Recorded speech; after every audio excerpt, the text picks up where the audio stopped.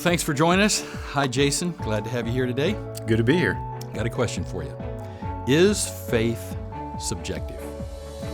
It's a good question. In part, I think the answer is it depends on what you mean by faith. There are at least two broad ways we can think about faith. So one would be a more subjective way, and one would be a much more objective way, and the two are definitely connected, interrelated. We can speak about my faith, my personal faith, your personal faith, our experience, our response to God, our trust in God, and so forth. And in some sense, that's a very subjective or personal sort of thing. We can also speak about the faith once for all handed down to the saints, which is the body of doctrines, beliefs that Christians hold in common. So there is the Christian's faith, the individual Christian's faith, which is somewhat subjective, and then there's the objective basis or object of that faith, which ultimately points beyond the doctrines and the understandings to God himself. So there's a very personal interaction between my subjective faith, so to speak, and the object of my faith. And so I'm not sure that if that's where the question is coming from, but those two are interdependent, but it doesn't really stop there. You have to maybe probe a little further and ask, is there a question about whether faith, if it is subjective, if my personal faith is subjective, if it's undependable, it's not dependable in some way, it's possible that it would waver and so forth. And at that point, I think we have to go a little further and say that genuine faith, at least biblically speaking, is going to be a response to God, not only to information about God, not just what God says about himself in the Bible or what he reveals through creation. It's not just information that we hear and we sort of react to, but it's also a response to the work of God in our lives. So if you take a look, for instance, at John chapter 3, Jesus says, you must be born again. And shortly, after that statement, you come into John 3:16. Everybody knows that, where it's talking about the need for belief, for faith. And so there's a sense in which the heart is transformed by God, must be born from above, must be born of the Spirit. But then the first cry of the newborn heart is a cry of faith. There's a response. God draws us to him. He transforms us. It's not just information, it's transformation.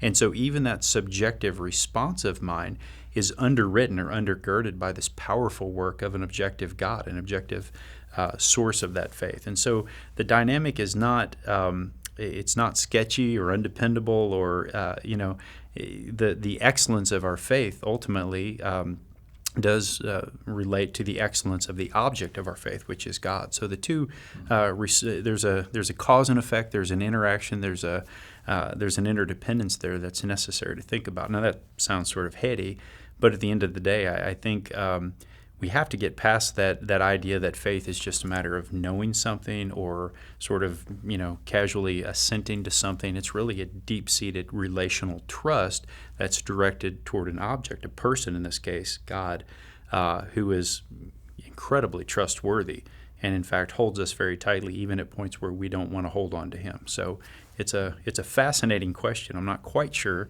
where it's coming from, but those are some of the pressing issues that I've had to wrestle with personally, and many believers have in the past. It's funny, that term, having faith, is pretty popular. I mean, for those of us that are sports fans, you hear that term used a good bit, like, hey, you just got to have faith. And you think, oh, faith in what? Faith in my teammates, right. Faith in myself. And it probably means both of those most of the time. And I think in popular culture, when people start talking about faith, it can mean a variety of things. And, what is the object of somebody's faith, I think, is a critical ingredient to that. Sometimes we feel like we have to muster this faith all by ourselves, and we say, I don't have faith, or I don't have the faith you have, or, I wish I had that kind of faith, or something along those lines. It's almost like believing in Santa Claus or Christmas spirit or what have you. It becomes this strange sort of thing that isn't really rooted deeply in a relationship where, there is a sense in which God is doing something powerful in your life, and that's creating a response of trust. And that's really nearer to the heart of biblical faith than any sort of blind faith or just, saying I'm going to believe no matter what the evidence says, no matter whether this Santa Claus is real or not. And you're right, we throw the word around very casually, and it has some very deep religious connotations, and it's easy to lose sight of those.